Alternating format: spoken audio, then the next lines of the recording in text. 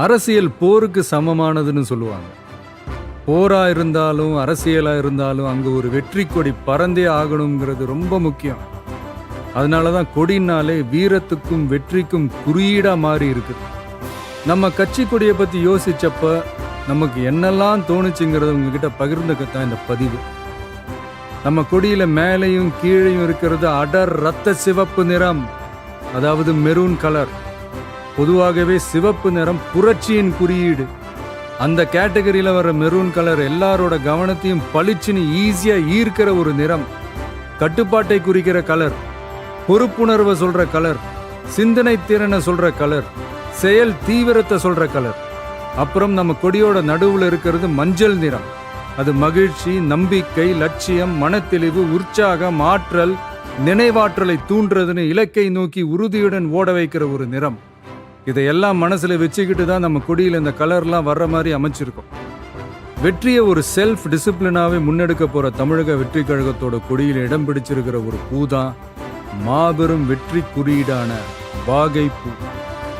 போருக்கு போயிட்டு வெற்றியோட திரும்புறப்போ மன்னனும் அவனோட படையும் வாகை பூ சூடி வந்தாங்கன்ற வர்ணனையை நாம செய்யுள்கள்ல படிச்சிருக்கோம். ஆனா மன்னர் பெரும்பிடுகு முத்தரையர் போருக்கு போறப்பவே வெற்றியை முன்கூட்டியே கணிச்சு வாகை பூ சூடிக்கிட்டு போனாருன்னு சொல்றாங்க. வாகைனாலே வெற்றின்னு ஒரு அர்த்தம் இருக்கான். அப்படியான வெற்றியில அரச வாகைனா அரசனோட வெற்றின்னு அர்த்தம். ஆனா இங்க நம்ம தமிழக வெற்றி கழக கொடியில இருக்கிற வாகை பூ மக்கள் வாகைக்கானது, அதாவது நம்ம மக்களோட வெற்றிக்கானது. இன்னும் சரியா சொன்னா இந்த மண்ணோட வெற்றியை சொல்றது.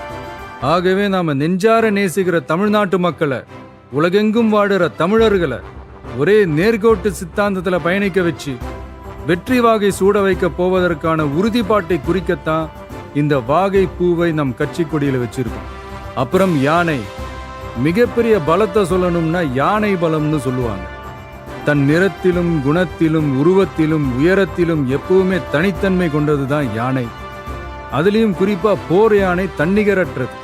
போர் தந்திரம் பழகிய யானைங்க எதிரிகளோட தடைகளையும் படைகளையும் சுத்தி வளைச்சு துவம்சம் செய்யறதுல கில்லாடிங்க. தன்னோட முன்னங்கால்களை தூக்கிக்கிட்டு தும்பிக்கையை மேல தூக்கி பிளிரிக்கிட்டே ஓடி வந்து எதிரிகளை போர்க்களத்துல பீதி அடைய வச்சு பின்னங்கால் பிடரியில அடிக்க அலறிக்கிட்டே ஓட வைக்கும். அப்படிப்பட்ட போர் முனையில இருக்கிற பலமான இரட்டை போர் யானைங்க தான் தமிழக வெற்றி கழகத்தோட கொடியில இருக்கு.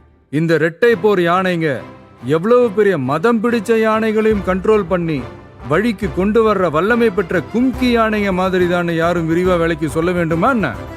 இந்த இரட்டை போர் யானைங்க எதை குறிக்குது, இது எதோட குறியீடு, இதோட கோடிங், டீகோடிங், மீனிங் எல்லாமே புரிய வேண்டியவங்களுக்கு ரொம்ப கரெக்டா தெளிவா புரியும். அப்புறம் நம்ம கொடியோட நடுவுல இருக்க வாகை பூவை சுத்தி நாம வென்றெடுக்க வேண்டிய நம்மளோட செயல் திட்டங்களை சொல்ற மாதிரி 28 நட்சத்திரங்களும் இருக்கு.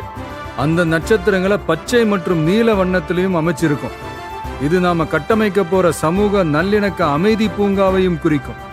ஆகவே தமிழ் மண்ணின் வெற்றி குறியீடாக மாறி பட்டொலி வீசி பறக்க போகும் நம் கழகத்தின் மணித்திரு கொடியை தம் கரங்களிலும் மனதிலும் தமிழ்நாட்டில் இருக்க மக்கள் அனைவரும் ஏந்த போவது நிச்சயம். பறக்கட்டும் தமிழக வெற்றி கழகத்தின் கொடி, திறக்கட்டும் புதிய திசைகள், சிறக்கட்டும் தமிழகம்.